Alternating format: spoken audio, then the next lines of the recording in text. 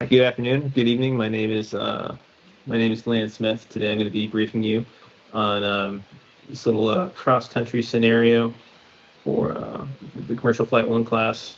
So let's do it. This trip is supposed to be from KCYS to KRAP. It is a night VFR cross country, and in the given scenario, we have 385 flight hours, many of which are cross country. Um, so this is an area out in South Dakota, and this area is I'm trying to see Mount Rushmore with my buddy, and there might be pressure because we've been trying to do this trip all summer. So I guess that would be an external pressure, but obviously that four flight picture is not of the route. So pilot now, 875 hours total time logged, 169 hours of type, 25 hours solo, 55 hours logged instrument, and 105 hours as pilot command. That's me. Right next to me is my wife, Alicia. All right, the kind of aircraft. In real life, I'm flying a Cessna 172 Mike model. In the Sierra or in the scenario, it was a Cessna 172 Sierra with a whole G1000 kit, avionics suite. So environment. One of the things that stands out to me here is this is South Dakota, so it's much higher in elevation. You can see KRAP right here. Um, the highest obstacles in the area are like 7,700 feet in the mountains. And that's kind of high. Like I typically don't like to play in mountains in Cessnas. Period. And considering this is a summertime, albeit at nighttime, it is kind of precarious to go over mountains, especially high mountains, at night when it's hot. Obviously, we don't perform that well when it's hot. We don't produce lifts as efficiently, and our engines are running a lot harder. They're running a lot hotter, so they're not going to produce as much power. They're going to really struggle through it. This area is not as dense at altitude or when it's hot. All right, external pressures, as we talked about before, the external pressures might be, your buddy saying, "Hey, man, we got to get this done," which, okay, we can go another time. We can go in fall. We'll figure it out. It shouldn't be a factor.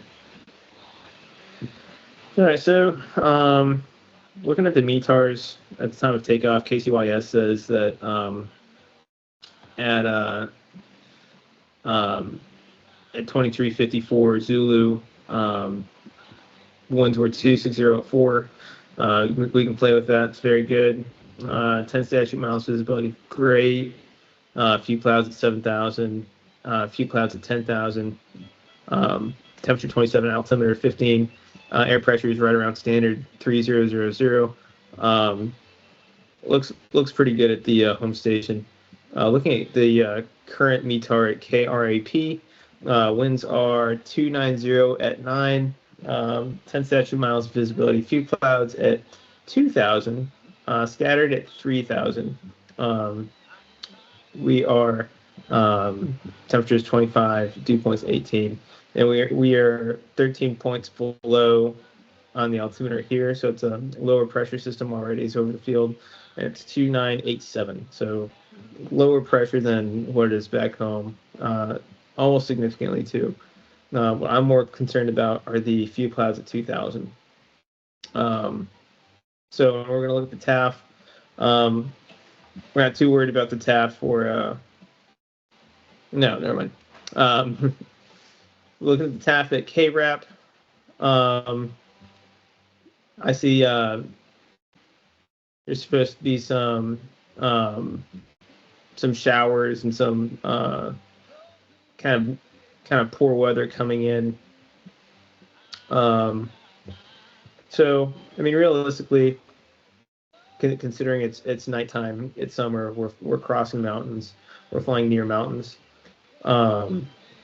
It doesn't look like it's going to be a go for this flight, especially if we're talking just VFR. Now, if we had the option to go IFR, then I might go IFR at, I don't know, 10 or 11,000 feet as high as I could get. But even then, at nighttime, when we'd have to shoot the approach coming in, considering clouds are at 2,000. I was going to say cumulus clouds are present and supposed to be present in the field in KRAP. So really not excited about that. Even VFR, I'd probably say, hey man, it's not looking good. Of course I could look at the prog chart and the surface analysis chart too, and kind of figure out where things are going. Look at the radar and the imagery on ForeFlight, see where the storm's going, see where this bad weather's coming from. But realistically, I wouldn't fly into it. It's not looking too favorable for a good VFR night. So yeah, I think that pretty much concludes my brief. I wouldn't end up going on this flight, despite the external pressure. So yeah, thanks for listening to my brief. This is Lane Smith. Bye.